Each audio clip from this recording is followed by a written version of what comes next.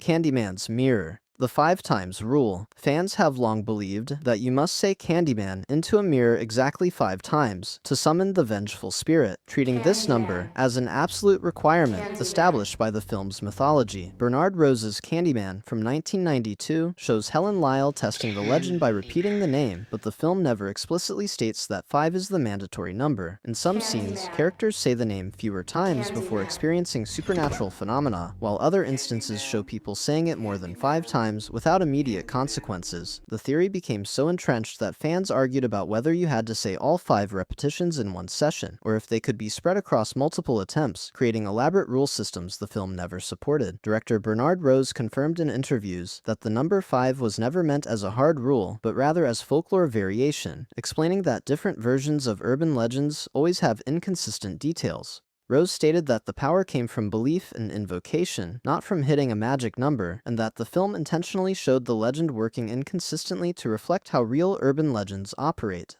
The 5 times rule exists more in popular culture than in the actual film, with fans imposing structure on something Rose designed to be unsettlingly arbitrary.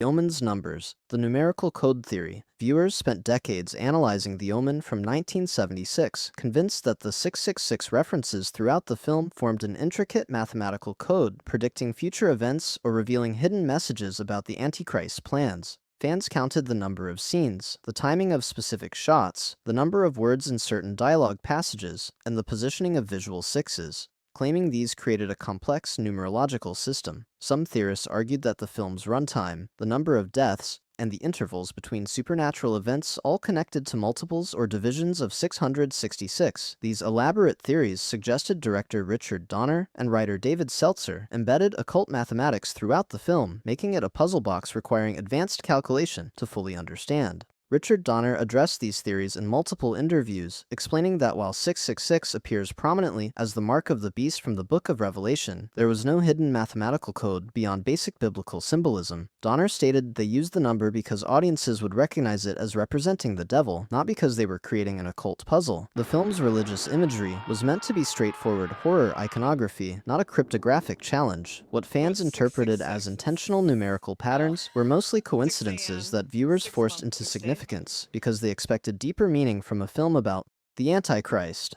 Jaws' shooting star. The accidental shooting star. During the famous beach night scene in Jaws from 1975, when Chief Brody sits on the beach contemplating the shark threat, a bright shooting star streaks across the night sky behind him. Fans have long believed this was a fortunate accident, an unplanned celestial event that Steven Spielberg decided to keep in the final cut because it added atmospheric beauty to the scene. The theory gained traction through repeated mentions in fan discussions and even some published articles about the film's production, with people marveling at Spielberg's luck in capturing such a perfect natural moment. Some versions of the theory claimed the shooting star was actually a satellite or plane that coincidentally looked like a meteor, while others insisted it was genuine cosmic timing. The romantic notion of nature providing the perfect cinematic moment fit the narrative of Jaws' troubled production, somehow achieving perfection, despite constant setbacks. Steven Spielberg revealed in later interviews and DVD commentaries that the shooting star was completely planned and took multiple nights to capture properly. The special effects team rigged the meteor effect specifically for that scene, timing it to arc across the frame behind Roy Scheider at the precise moment. Spielberg explained they wanted to create a moment of beauty and tranquility before the horror resumed, and that leaving something that important to chance would have been impossible given the film's tight shooting schedule. What seemed like miraculous luck was actually meticulous filmmaking, with the shooting star requiring the same careful planning as the mechanical shark. Child's Play origins. The random doll theory. Fans believed that serial killer Charles Lee Ray chose a good guy doll randomly when performing his voodoo soul transfer ritual in Child's Play from 1988, grabbing whatever toy happened to be available in the burning toy store where police cornered him. This interpretation suggested that Chucky could have been any object and that the choice of a children's doll was purely circumstantial, making the horror more about ironic coincidence than planning. The theory seems supported by the film's opening, which shows Charles Lee Ray desperately bleeding out and performing the ritual in panic mode mode, apparently not having time to be selective. Later films in the franchise, particularly Cult of Chucky from 2017 and the television series that began in 2021, revealed that Charles Lee Ray specifically chose good guy dolls for multiple reasons connected to his voodoo practice. The franchise established that Charles had been studying soul transfer magic for years before his death and had identified specific requirements for suitable vessels. Good guy dolls, with their human-like proportions, mass-market availability, and innocent appearance, were ideal for his purposes. Creator Don Mancini confirmed in interviews that Charles's choice was deliberate, not desperate improvisation, and that he had likely planned to use a good guy doll even before police shot him. The seeming randomness was actually calculated selection by a killer who had been preparing for death and resurrection, making Chucky's existence less accidental and more the result of Charles Lee Ray's long-term supernatural scheming. The Exorcist's demon, the Pazuzu identification. Horror fans confidently identify the demon possessing Regan McNeil in The Exorcist from 1973 as Pazuzu, an ancient Mesopotamian demon, citing the statue that Father Merrin discovers in Iraq during the film's opening sequence. This identification became so widespread that it appears in countless articles, discussions, and analyses of the film, treated as established fact rather than interpretation. Fans point to the demon statue's prominence in the film's imagery and marketing, arguing that William Friedkin and William Peter Blatty clearly intended audiences to know the possessing entity's specific identity. The opening Iraq sequence shows Merrin confronting the Pazuzu statue, creating what seems like an obvious connection between that ancient demon and the possession that follows in Georgetown. However, William Peter Blatty, who wrote both the novel and screenplay, explicitly stated in multiple interviews that the demon is never definitively identified as Pazuzu and that the ambiguity was intentional. Blatty explained that while the Iraq statue represents an ancient demon, the entity possessing Regan could be any demon or even Satan himself, and that fixing a specific identity would diminish the cosmic horror. Director William Friedkin confirmed that they deliberately avoided naming the demon in the film, leaving it as an unknowable force rather than a cataloged entity from demonology textbooks. The Pazuzu statue serves as a visual motif representing ancient evil, not as a specific identification of the possessing force. What fans treated as obvious canonical fact was actually viewers filling in gaps that the creators intentionally left empty, preferring mysterious cosmic evil over a demon with a Wikipedia entry. Final Destination's design, the Death Order theory. Fans of the Final Destination franchise, which began in 2000, developed elaborate theories about Death's design following strict, predictable rules based on the order people would have died in the initial disaster. According to this theory, Death kills survivors in the precise sequence they would have died if the premonition hadn't saved them, and learning this order allows potential victims to prepare or find loopholes. Fan wikis and discussion forums created detailed charts mapping each character's position in the Death Order, treating it as scientific fact within the franchise's mythology. This theory suggested that if you could determine your place in the sequence, you might find ways to skip your turn or break the pattern entirely, giving the franchise's rules a logical structure. The sequels repeatedly contradict this supposed pattern, with Death killing people out of sequence, skipping potential victims entirely, or circling back to people who should have been safe. Final Destination 5 from 2011 explicitly shows Death operating without the rigid order fans claimed existed, killing characters opportunistically rather than following a predetermined list. Franchise creator Jeffrey Reddick and various directors confirmed in interviews that Death doesn't follow fixed rules, that the entity adapts and improvises based on circumstances. They explained that imposing strict patterns would make Death too predictable and mechanical, whereas the films intended Death to be an intelligent, creative force that can't be outsmarted through simple pattern recognition. The comforting notion that Death follows comprehensible rules was exactly what the filmmakers wanted to deny, making their cosmic force more terrifying through its unpredictability. Grudge's Curse, The Contagion Rules. Western audiences watching The Grudge from 2004 developed theories about specific rules governing how Kayako's curse spreads, including beliefs that only people who entered the house would be cursed, that the curse transferred through direct contact with victims, or that specific actions triggered the haunting. These theories attempted to create a logical framework for understanding which characters were in danger and why, treating the curse like a supernatural virus with defined transmission vectors. Fans argued about whether the curse could spread internationally, whether it affected only those who wronged Kayako or everyone in proximity, and whether performing certain actions could break the curse or make you immune. Online forums created elaborate flowcharts showing supposed rules about curse transmission, primary versus secondary victims, and safe zones where the curse couldn't reach. Japanese director Takashi Shimizu, who created both the original Ju-on films and the American remake, explained in interviews that the curse operates on dream logic rather than consistent rules, and that imposing Western narrative structure misunderstands Japanese horror's approach. Shimizu stated that the curse spreads however it needs to spread for maximum dread, that it can follow victims anywhere, and that there are no safe actions or locations because the curse represents inescapable trauma and violence. The director confirmed that different victims experience the curse differently based on what would frighten them most, not based on a fixed set of supernatural mechanics. Japanese horror embraces ambiguity and illogic as features rather than bugs, making the Western impulse to create rule systems a fundamental misreading of how the curse was designed to function as an unknowable, inescapable force. By the way, if you're liking what you're seeing here, I create content like this consistently. Subscribing would really help out.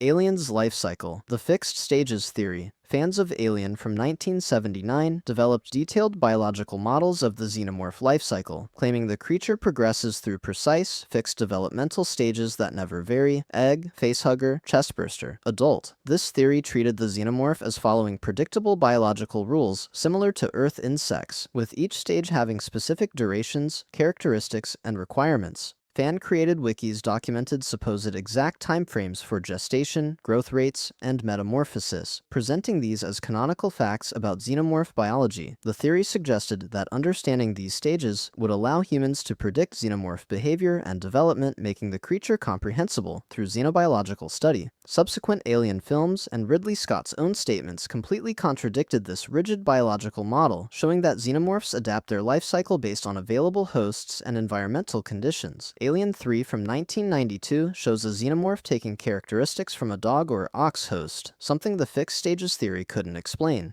Prometheus from 2012 and Alien Covenant from 2017 reveal that the xenomorph's biology is actually engineered rather than naturally evolved, designed to be adaptable rather than predictable. Ridley Scott explained in interviews that he always envisioned the xenomorph as a perfect organism, specifically because it can adapt its life cycle to any situation, not because it follows rigid patterns. The creature's horror comes partly from its biological flexibility, its ability to incorporate host DNA and modify its development based on circumstances. What fans interpreted as scientific consistency was actually viewers imposing order on a creature designed to be chameleonic and impossible to fully catalog, making biological prediction impossible, and the xenomorph eternally unpredictable.